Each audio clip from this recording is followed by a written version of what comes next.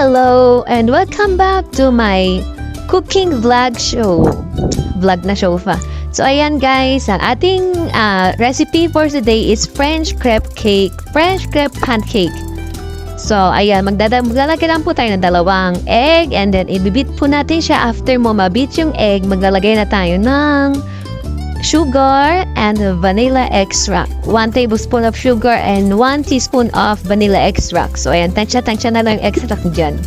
I-mix lang po natin ulit to combine them. And then next na ingredients na i-add natin is yung 2 cups ng milk, fresh milk or evaporated milk. And mix lang po natin ulit. Combine them. Next ingredients naman po natin is 1 cup of all-purpose flour.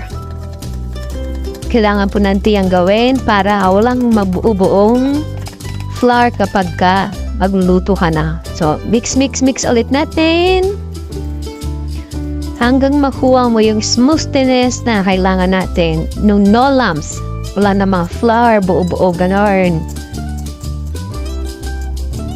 Halo lang natin yan.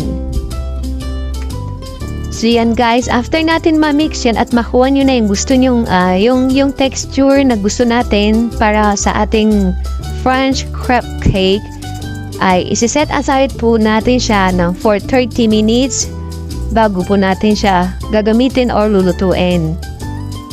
So medyo nakakapagod lang siya kasi puro ka mix.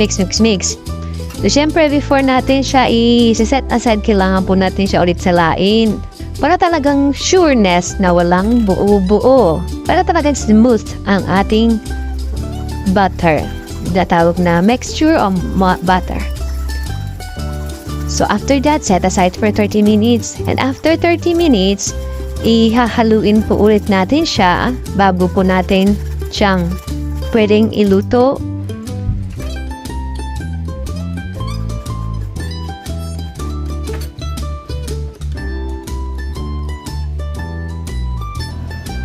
After ng 30 minutes, magpapainit na po tayo ng ating kawali. So, lalagyan po natin siya ng butter. Pag mainit na, ayan, gagayahin niyo po yung ginagawa ko dyan. So, syempre, actually guys, pag bago ka palang gagawa niyan, sa unang gawa, failed. Syempre, pag nasanay ka na, makukuha mo rin yung tama.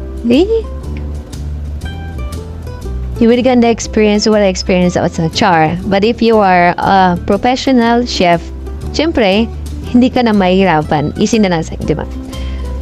So, antay lang po natin yan na pag umangat yung gilid niya, pwede mo na pong baligtarin. Medyo mainit dyan, guys, kaya kalma lang. Manid na yata yung kamay ko dyan. Char, kita niyo, usok-usok pa talaga. Lutuin lang po natin siya ng mga 10 seconds. Ayan. Baliktarin ulit natin.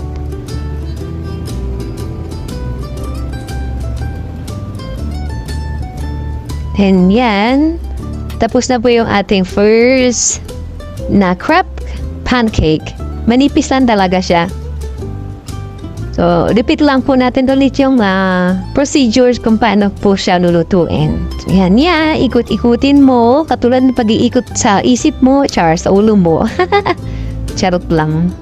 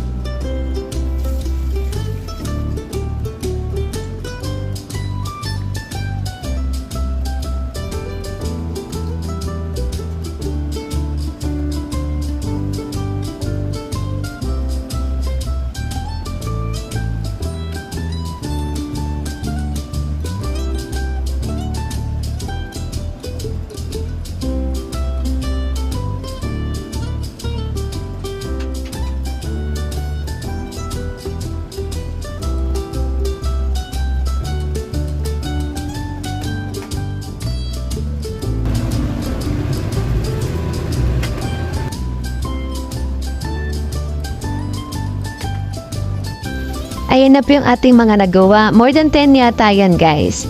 So ayan, sana may natutunan kayo sa ating video ngayon. Please don't forget to like, share, and subscribe. Bye-bye. See you for my next vlog.